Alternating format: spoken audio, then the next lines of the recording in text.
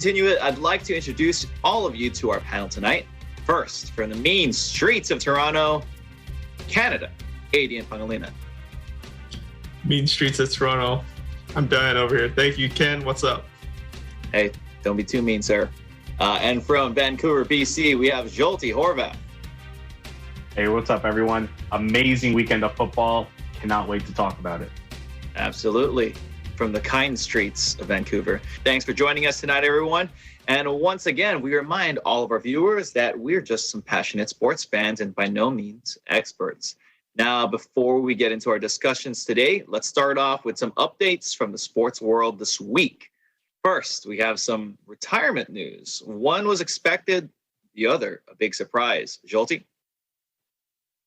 Thanks, Ken. So longtime Saints coach Sean Payton announced his decision to step away as the head coach on Tuesday, 16 years after he was hired, though he stressed multiple times that retirement is not the right word. Payton, who's 58, doesn't plan to coach another team in 2022, adding, "That's not where my heart is right now." And since he has 3 years remaining on his Saints contract, the Saints would actually have to agree to trade compensation if he wanted to coach another team. Kind of like John Gruden from the Raiders to the BUCS back in 2000, I believe it was. So there are a few sources out there now that say Payton will likely return in a few years and prefers to coach an AFC team if he comes back, as opposed to the NFC, which the Saints are in. Payton's longevity in New Orleans is a rarity in today's NFL. Only the New England Patriots' Bill Belichick has been with his team longer. And now for the retirement announcement that we all knew was coming for at least a few weeks now. After 18 seasons as the starting quarterback of the Pittsburgh Steelers, Ben Roethlisberger announced his retirement Thursday morning. In a video posted to his Twitter account, Roethlisberger announced what became obvious, like I just said, over the final weeks of the 2021 season. "The journey has been exhilarating, fueled by a spirit of competition," Roethlisberger said. "Yet the time has come to clean out my locker, hang up my cleats, and continue to be all I can be to my wife and children. I retire from football, truly a grateful man." Drafted by the Steelers 11th overall in 2004, Roethlisberger took over the starting job for an injured Tommy Maddox against the Ravens in week 2 of his rookie season, and he led the Steelers to a 15-1 regular season record before losing to Tom Brady and the New England Patriots in the AFC Championship game. Roethlisberger won his first Super Bowl a year later against the Seahawks. Too bad Mike's not on the show because I would have made fun of him for that.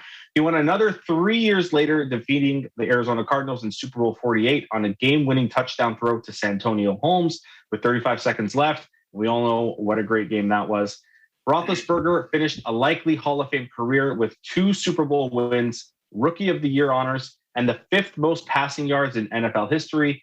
And the Hall of Fame announced that Big Ben would be eligible for the Hall of Fame voting beginning in 2027. Back to you, Ken.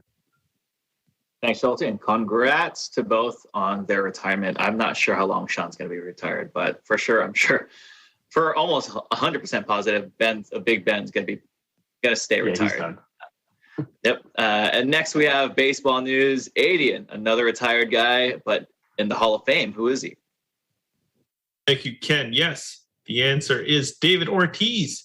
He paved his way into the National Baseball Hall of Fame class of 2022 after being voted in by Baseball Writers Association of America. Perhaps more commonly known as Big Papi because he stood 6'3" and 230 pounds. He is a 10-time All-Star and 7-time Silver Slugger whose career spanned 20 years. He received 77.9% of the vote to become the 4th Dominican-born player to enter the Hall, joining Pedro Martinez as the only ones to do it on the first ballot. 2 notable names left off the ballot were Roger Clemens and Barry Bonds. This is because of their alleged links to performance-enhancing drugs. And although Ortiz was one of 104 players to test positive in 2003, he was not penalized because the league-wide PD policy was triggered for the following year. Ortiz was known as the Boston Red Sox slugger who was as clutch as they came. He's responsible for several big moments in October, including breaking the so-called curse of the Bambino in 2004 and helping to deliver the title in 2007 and 2013. When talking about the Yankees in his earlier career, he had this to say: "It was fire to me. Every time we played the Yankees, it was like Goliath against David. We are David, so we've got to bring our best to beat Goliath. They got the best out of me. I tried to do my best." Now he joins the likes of Babe Ruth, Mickey Mantle, and Reggie Jackson as the only players with at least 500 career home runs and 3 or more World Series titles. The induction into the Hall of Fame will take place on Sunday, July 24th in Cooperstown, New York. That's all for now. Back to you, Ken.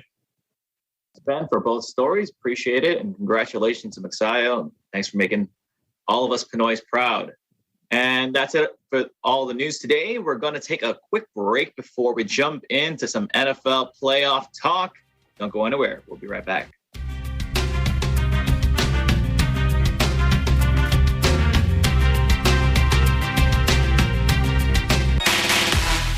Marami ang sa kanila ay natutuwa dahil sa kanilang pag-TikTok ng mga videos na patok.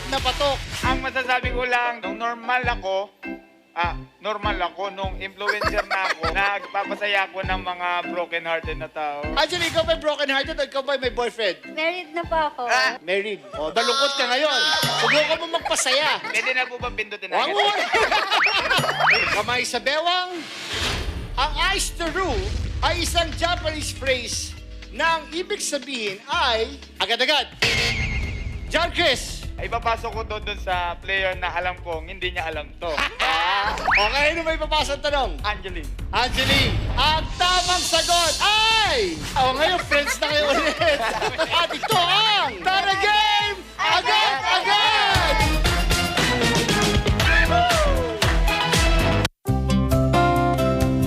Abangan ang mga istorya ng pagbangon sa Season 2 ng Lingap Stories tuwing Linggo, alas 5 ng hapon sa Net25.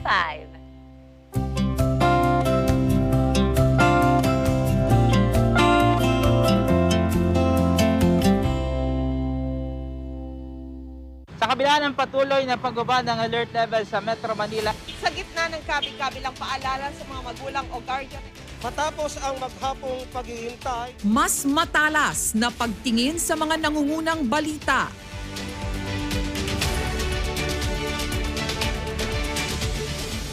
Magdodoble kayo daw ngayon ang senador para ipakilala. Tiniyak ng mga opisyal na mayroon silang sapat na supply ng bakuna na standby.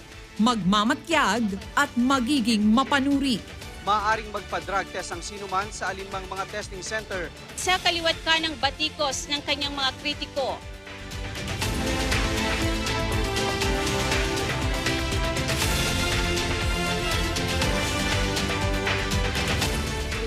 Mata ng Agila. Lunes hanggang Biyernes, alas 6 hanggang alas 8 ng gabi. Dito lang sa Net25.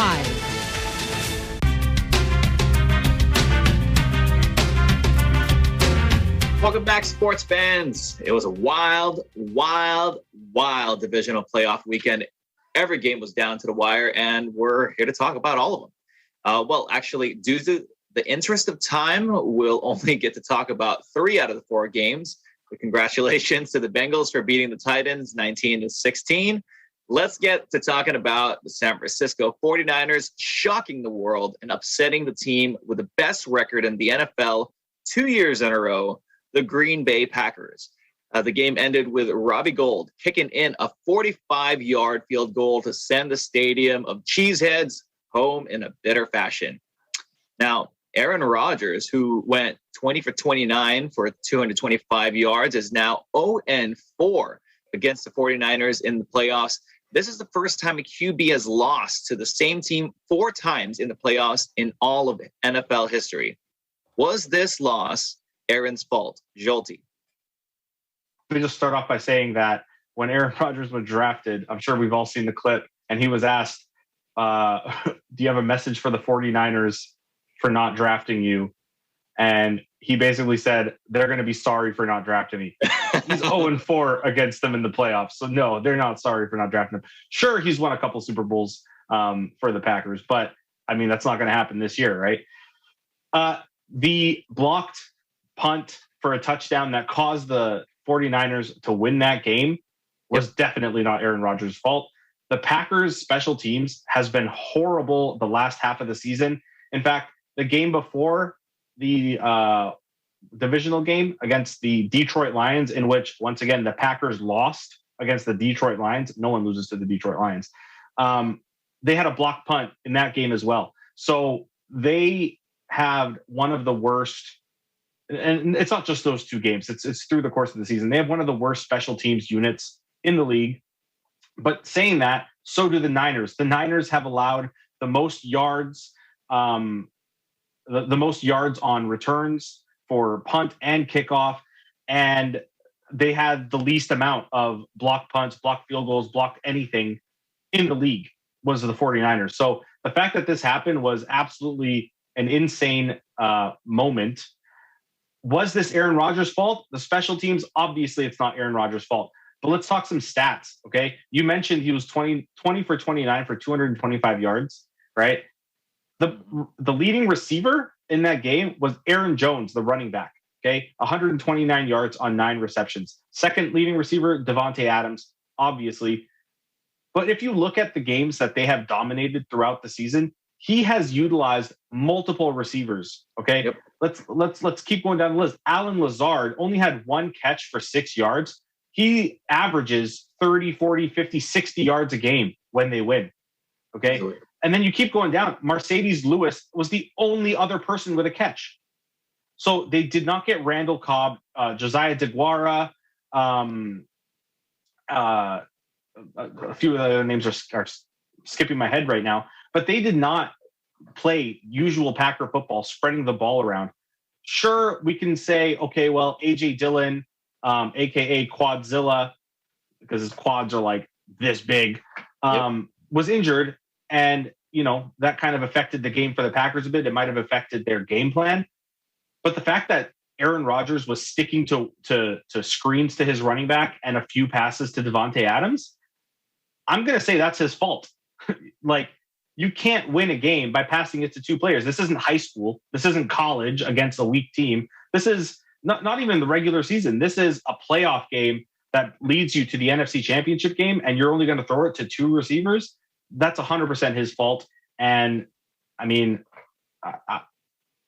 I don't know what he could have done about it, or what the Packers coaches could have done about it, because it's whatever Aaron Rodgers sees, that's what he does, right? So, that's basically my take on Aaron Rodgers' fault. Now, before we started the season, Adian, before this NFL season, Rodgers skipped the Packers' mandatory minicamp. That was notorious, and made it unclear if he'd play another year in Green Bay. I mean, what do you think? Is this Aaron's last year with the Packers?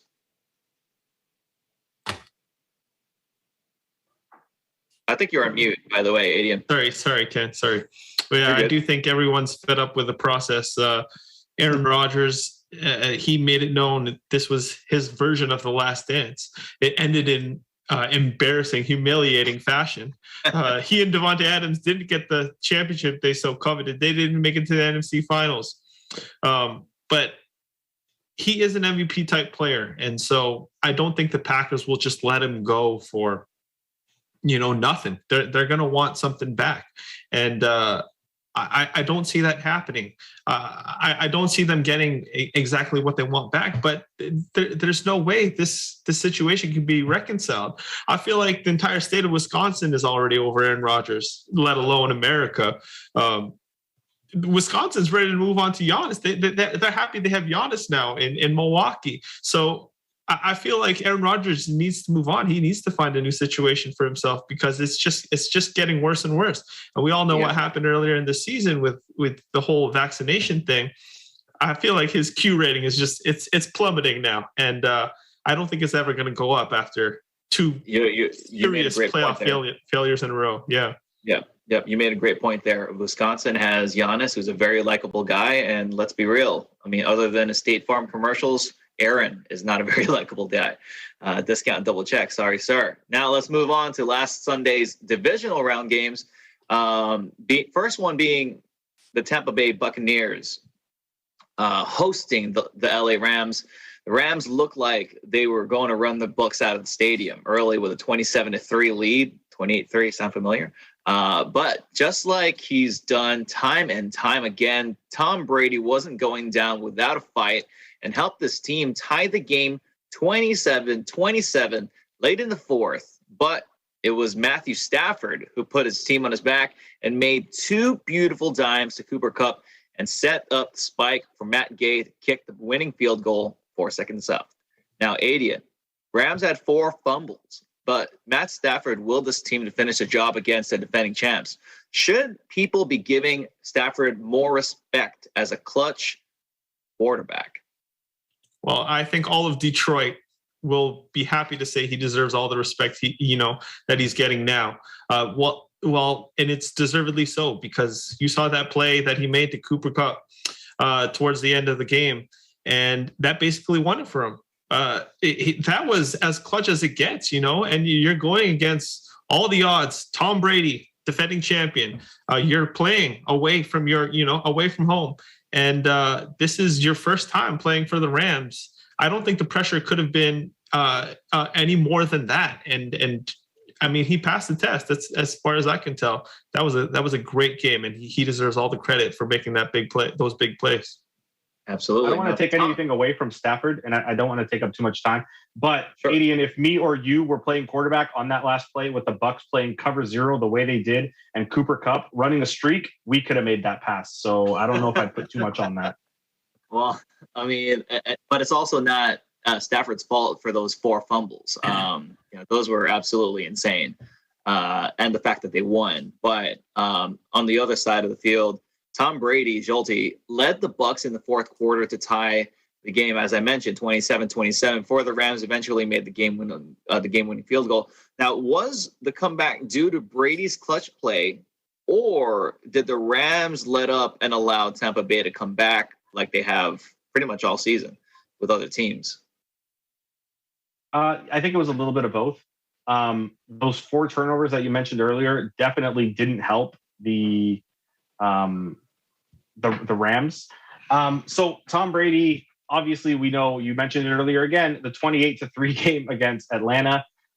This was, March 28th is now known as Atlanta Day, because it's the day they lost, 3-28, 28-3. So this was almost a March 27th kind of day for the Rams, which would have been pretty hectic. We all know Tom Brady is the GOAT. If Mike was on here, he'd be preaching GOAT, GOAT, GOAT this entire time.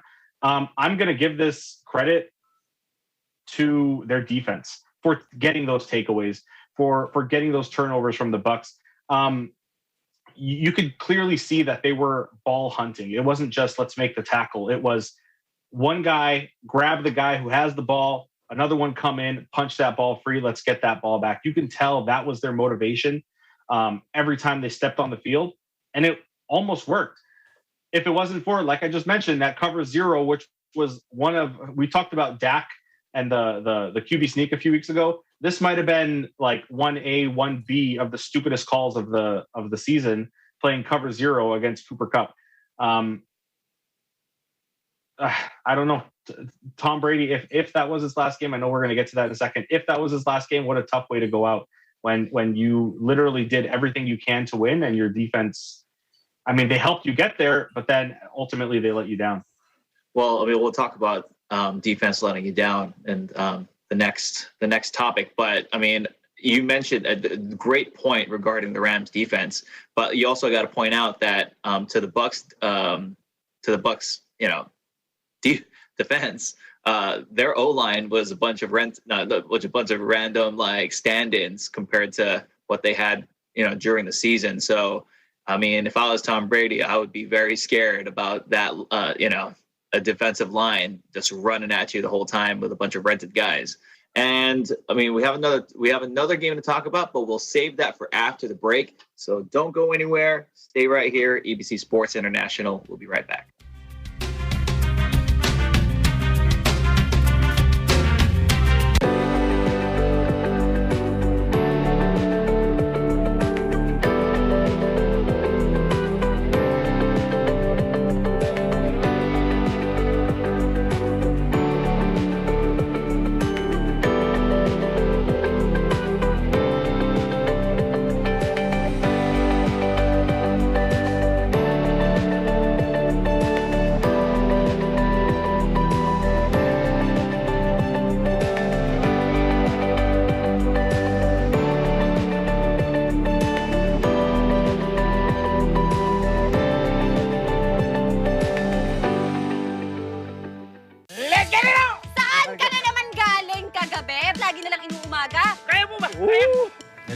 magandang balitang sasabihin ko.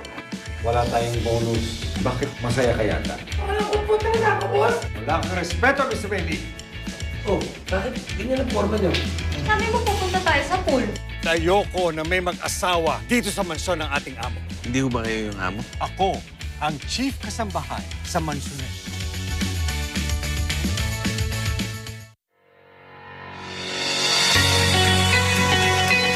Earlier this month, Filipino-Chinese businessmen predicted a 6.5 to 7.5 economic growth in the Philippines. Ngunit dahil sa trend ng COVID cases na mataas pa rin sa kasalukuyan, tila maiiba ang istorya sa first quarter ng 2022.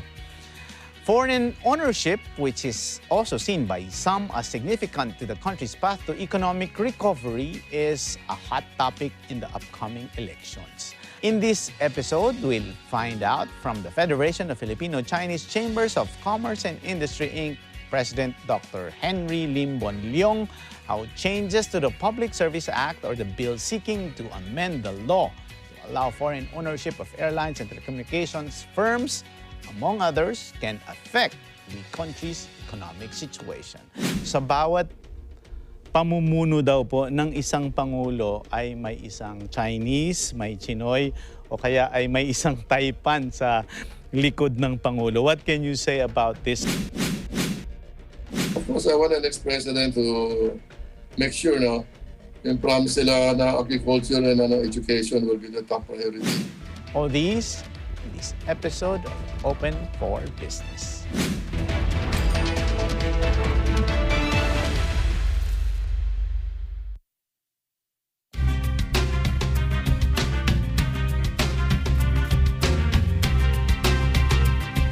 Welcome back, everyone. I'm Ken Cruz coming to you from Washington, D.C. Thanks for sticking with us. Now, as promised, we have one game left to talk about from last week's divisional playoffs. And oh my goodness, the NFL saved the best for last as Patrick Mahomes and Josh Allen had an instant classic of a shootout. Josh Allen threw for 27 out of 37 for 329 yards and 4 touchdowns, but it was Patrick Mahomes who had the most important touchdown in overtime to go with his 378 yards and 3 touchdowns total. Even as a person that's not a fan of either of these teams or Rams, I felt my heart was going to burst in that fourth quarter and overtime. Now, Schulte, was this game won because of the greatness of Mahomes, or was it lost because of the Bills' defense? Yeah, I think in our group chat, you probably said wow about 100, 150 times just in the last 2 minutes of that fourth quarter alone. Yep. Yeah. Yes, sir. So that question that you just asked, was it won because of the greatness of Mahomes or lost because of the Bills defense? Listen, both played great, okay, with one exception. The Bills defensive line, you could see that Mahomes was scrambling a lot because the Bills defensive line was getting to Mahomes. But Mahomes is a slippery quarterback, right? So he's getting out of the pocket. The reason that the defensive line was able to at least put a ton of pressure on Mahomes was because the DBs were covering up the receivers. Travis Kelce, Tyreek Hill, these guys were all covered up downfield, and there was nowhere for him to throw. The issue was the linebackers. The linebackers, as soon as Patrick Mahomes gets out of the pocket, the linebackers are supposed to flow to the play. At least one, the closest one, or whatever your assignment is, at least one has to go attack Patrick Mahomes so that he's not just running free. And we saw that in this game. I mean, he had how many? I don't even remember how many yards Patrick Mahomes had.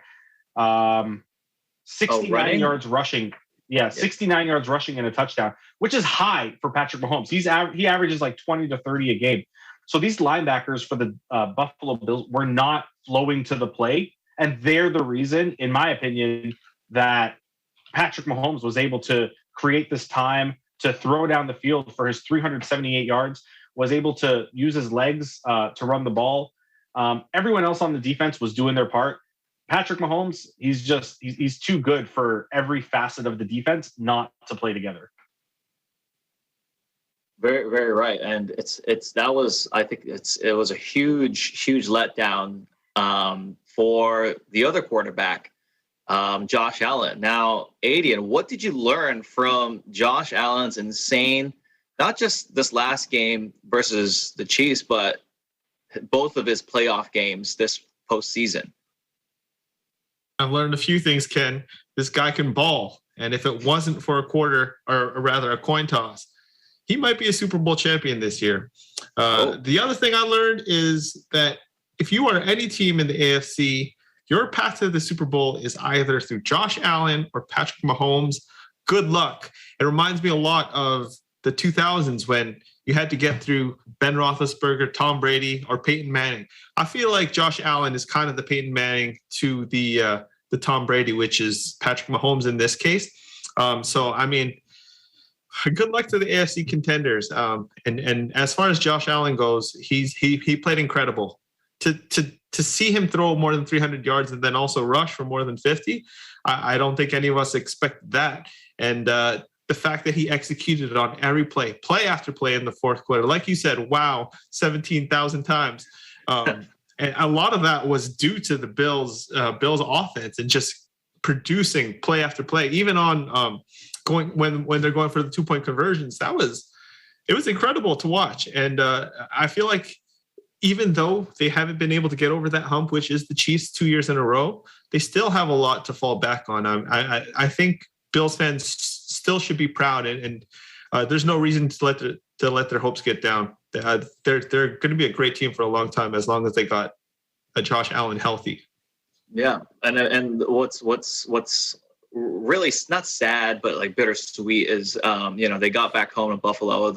The crowd is waiting for them to cheer them on, and man, that's so heartbreaking as a player, like knowing that you have your team just supporting you, your fans supporting you despite the loss. But I mean, that's extremely bittersweet. Now to wrap it up. In regards to the Bills, as you guys mentioned, they're not going anywhere. Now, what do they need to do in order to take that next step, Jolty? Yeah, well, when you have your quarterback as your leading rusher in the season, that's a huge, huge thing you need to rectify. Devin Singletary, over the last few weeks of the regular season, he did have a couple 100-yard rushing games, and people were like, okay, maybe this is the Devin Singletary that we've been waiting for. Yeah, that's not the case. He had 10 attempts for 26 yards and a touchdown against the Chiefs. And it's such a high-scoring game when you know that Josh Allen and Patrick Mahomes is going to be throwing the ball downfield. You need to keep the defenders honest, right? You need to have that rushing attack so that they're not always looking for the pass, especially the DBs, the linebackers sometimes. And when you have someone like Devin Singletary in the backfield, that's not going to happen. So that is a huge thing they need to fix. They need to pick up a running back. Another thing, we know Gabriel Davis obviously balled out, had 201 yards and 4 touchdowns in the game. Yes. He's not a number 1 receiver, though. He's not even a number 2 or a number 3 receiver. He's, Stephon Diggs pulled the coverage off of everyone else, and that's why Gabe Davis was open. Granted, he destroyed my man Mike Hughes' legs in that fourth quarter touchdown. Yes, sir. With that quick jab step to the outside.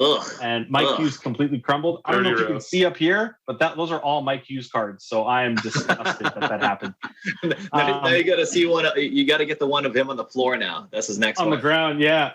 Just absolutely destroyed his knees.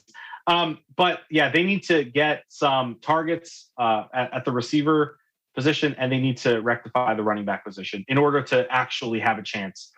Great points. I mean, I just feel extremely sad for Josh Allen because he could not do anything more to will his team.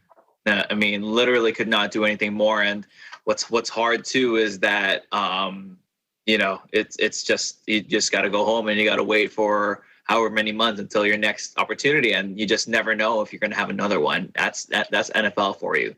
But speaking of NFL, I mean, to wrap up last week's 4 NFL divisional playoff games consisted of 3 field goals to win the game and 1 overtime thriller. All games won on the last play. Now, was this the best NFL playoff weekend ever, Adian? I don't know enough about the history of the NFL to tell you that, but I'm going to say in recent memory, yes, absolutely, yes, it was. Yeah, the recency bias is real, but I mean, you could hear it from a lot. I mean, Jolty, you played football yourself, and you watch a good amount of football. Like, what are your thoughts on Saturday and Sunday's football quality? Yeah, this is top 2 at least. Most likely the best, but I do want to push it back to, I think it's the 2013-14 NFL playoffs. And as soon as I saw this question pop up from you, Ken, it immediately clicked in my head that it might be number 1 or 2, because that weekend in the wild card playoffs, okay, the Niners beat the Packers 23-20, last second field goal. The Chargers beat the Bengals 27-10, so that was kind of a whatever game. The Saints beat the Eagles 26-24, last second field goal. Great game. The game that really stood out to me that weekend, this was 8 years ago, was the Colts and the Chiefs back on January 4th, 2014. The Colts with Andrew Luck at quarterback were down, 38-10 halfway through the third quarter. And they came back and won the game 45-44. And, it's too bad that Andrew Luck retired so early, because, I mean, we definitely could have expected a route through Indianapolis if he was still playing. Absolutely. But I mean, it's just one of those things where, like, exactly as I mentioned, you just don't know with the NFL, and you don't know if you're going to have another year, another game. And that's what's difficult. And that's what makes the NFL beautiful and ugly at the same time. Now, this weekend, another big NFL weekend with the conference championships. For these matchups, we'll play a little game of who has the advantage. We'll start off with the AFC Conference Championship between the Bengals and the Chiefs. I'll say the position, and you tell me which of the two teams has the advantage. I'll also join in on this a little bit. Now, for the Chiefs, Bengals, quarterback, who has the advantage? Adian. I want to say it's an easy pick, and I'm sure the bettors will say so, but Joe Burrow is playing like an animal right now, and I'm going to say the safe pick. I'll say Patrick. I'll say Patrick Mahomes. But can we give a little bit of shout out to Joe Burrow? 100%. 100%. This was not an easy question. That's not that's why. It's a slight advantage, I would say. Now, offensive threats. So let's actually give it a Jolty. What do you think? It's tough. If we're talking about deep threats, we're talking Jamar Chase as obviously the number one deep threat in the league right now. If we're talking, sound, solid, seasoned. Every play. Yeah, seasoned. There you go. If we're talking seasoned threats, obviously you got to talk Travis Kelce and Tyreek Hill. Tyreek Hill. Thank you. I was thinking of his nickname, Cheetah. I mean, he's throwing up peace signs. I don't know if you saw the picture. Yeah. He's throwing up peace signs to the defender who's still in front of him while he's running for a touchdown. That's no taunting. Come on now. Now let's stick with you. How about the defense? Who has the advantage? We're sticking with me. I'm going to go with probably still with the Chiefs. They got Chris Jones. They got Tyrann Mathieu back this weekend, hopefully. So that's going to be a huge step up. Hopefully Mike Hughes. Shout out Mike Hughes. Hopefully he can keep his feet on the ground and not get some new knees right again. Yeah, get some new knees. So I'm going to say the Chiefs. Stay away from Jamar Chase, Hughes. How about the coaching? Who has the advantage? Adian. Andy Reid has to have the edge, right? He's been to 4 straight AFC Championship games. The first coach to do it with 2 different teams, by the way. Thank you, Zolty, for that tidbit. But yeah, Andy Reid, he's got the championship experience and the playoff experience and just general life experience. Yeah, I mean, he got it, and it's one of those things where you didn't know if he was going to win, and then Patrick Mahomes came on his lap, and he took him to the promised land. Now, both you guys staying with Adian. Who wins this game? Hey, I'm going with the Bengals. I like this matchup for them. I'm going with the Bengals. Score, sir. Oh, so 30-27. All right, record this. We're replaying this next week. 30-27, Bengals. Jolty, who's winning this game? Listen, Bengals beat the Chiefs in Week 17. Chiefs are going to destroy the Bengals, especially if they can get 9 sacks like the Titans did. The Chiefs are not going to pull the Titans and lose that game. So I'm going to say it's going to be like 37-14 for the Chiefs. Whoa, 37-14. All right, let's go to the same thing. Do the same thing for the NFC Championship game between the Niners and the Rams. FYI, San Francisco has beaten LA twice this year already. Jolty, who has the advantage at quarterback? Please be objective. Listen, I know you're a Rams fan, but listen, a lot of people don't know this, but last week, Jimmy Garoppolo, his shoulder's still sprained. He cannot throw down the field because he still has a his thumb or something, right? His pinky and his hand. Yeah, so he has so many ailments. I got to give this one to Matt Stafford. Thank you, sir. I'll do offensive threats, and I mean, I don't know. Actually, no, Jolty, do the offensive threats for me. I can't do this objectively. I'm too biased. I mean, you got Cooper Kupp, OBJ, Tyler Higbee, but then on the other side, you got Deebo Samuel, who sir. Literally does absolutely everything, right? Yes. Running back, receiver. You got Elijah Mitchell, who is coming into his own as the running back. But you got to give it to the Rams. You have to give it to the Rams. Kittle, yeah, you mentioned Kittle. You have to give it to the Rams, though. It's going to be a great matchup. But then let's talk defense. Defense, Adian, who's winning it? Oh, I like the defensive line of the Rams, but the Niners they got the special teams, man, and I feel like that should be a category here because that's such an advantage the way they played against the Packers, especially if they can get a blocked field goal or a blocked punt again, something just really to turn the ball over and get a crazy touchdown. I like the Niners' chances. Aaron Donald, Von Miller, Jalen Ramsey. The Rams. Yeah, that's defense for you. Now, the last two things. Jolty, the coach, both of these ex-Washington Commanders, maybe, coaches. Who's winning the coaching battle? Sean McVay, obviously. This guy, you can ask him what play he ran in a certain situation 8 years ago, and he'll tell you exactly the play that he ran. You got to go Sean McVay over Kyle Shanahan. And then let's finish it. Sticking with you, what's the score? Who wins? It's another blowout, 31-7 for the Rams. Wow. Adian, finish us off. Yeah, I was thinking the same thing. Rams, 45-10. Whoa. Okay, let's run this back. Let's play this tape back next week. Thanks for the takes, fellas. And I thank you for your takes. We're going to go take one last break. And when we come back, we're going to talk some rules. And of course, we'll ask our question of the week. We'll be right back. This is EBC Sports International.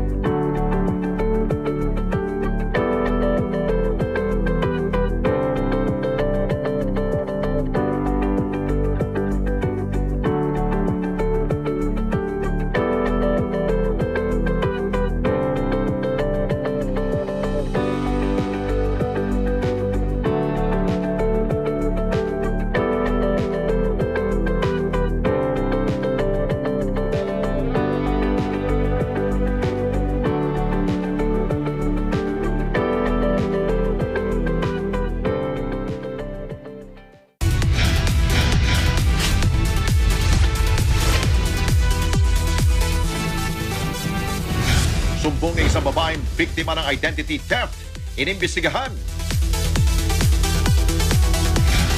Sapaterong may kapansanan na iniwan ng kanyang pamilya sa gitna ng pandemya, sinakuluhan. Mga kabataan nagbibigay ng libreng edukasyon sa mga batang kalye, ating kilalanin. At bangketa vendor na gumagawa ng mga laruang sasakyan mula sa mga recycled materials, inayudahan. Sabado, alas 6 hanggang alas 7 ng gabi. Ito ang Responde, Mata ng Mamamayan.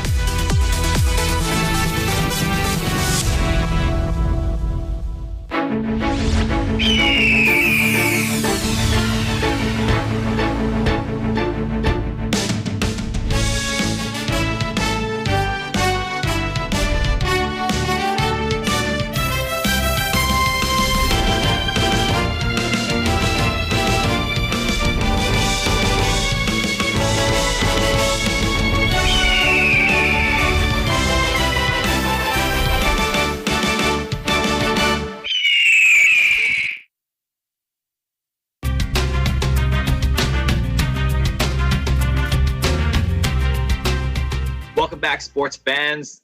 Now, the Chiefs beat the Bills fair and square in their playoff matchup last week in the overtime. But many fans have a problem with the playoff overtime rules in general, as it seems to favor one team over the other. Now, the current rules are there's a coin toss to determine the possession. The game can't end in tie. Obviously, it's a playoffs.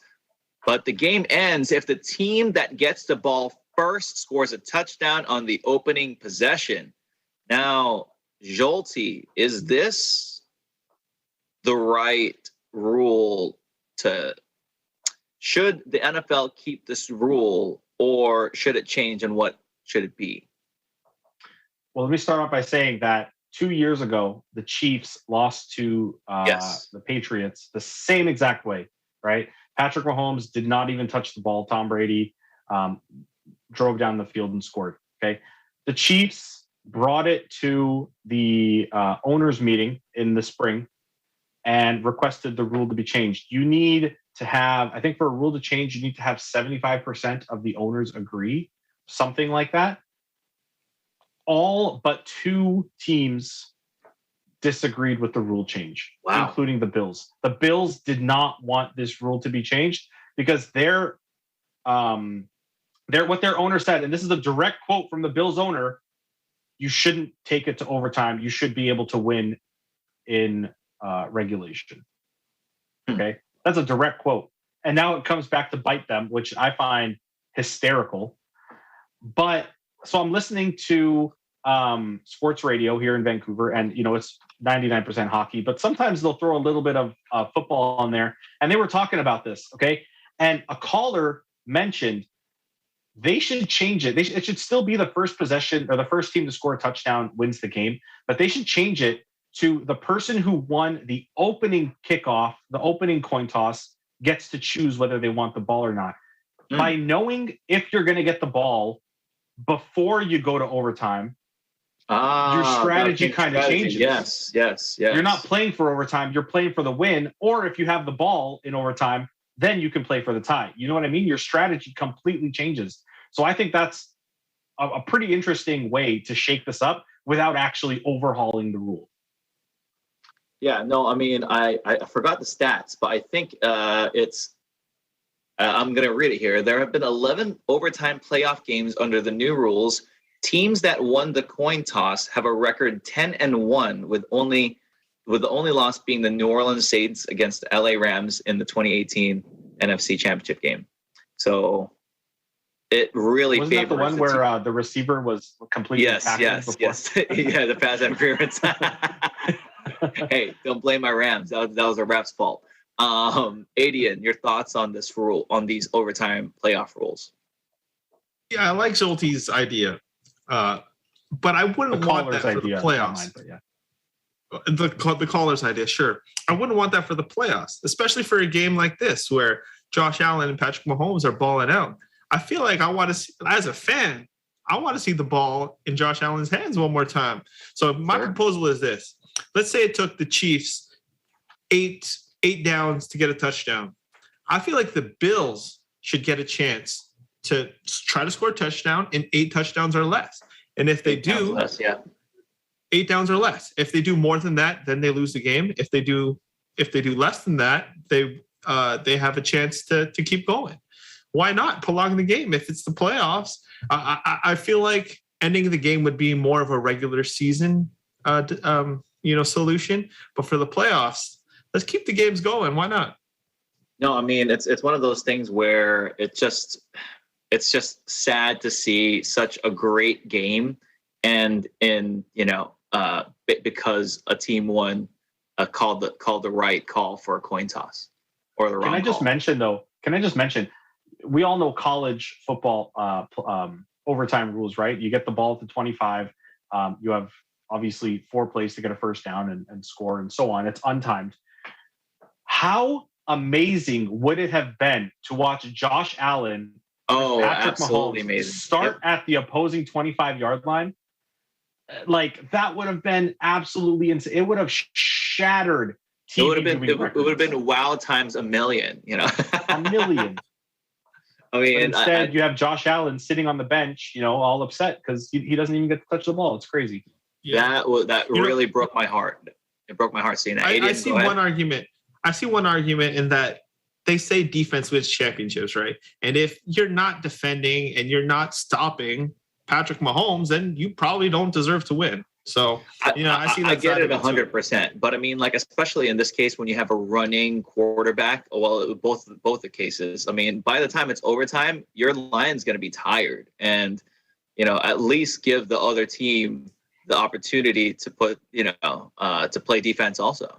I think let's not skip over the fact that this game shouldn't have even been in overtime. 13 seconds left, and you're at your own 25-yard line. And 2 plays they got later, punished twice. Yes, yeah, absolutely. They couldn't do a squib kick. Why? Why give them a chance?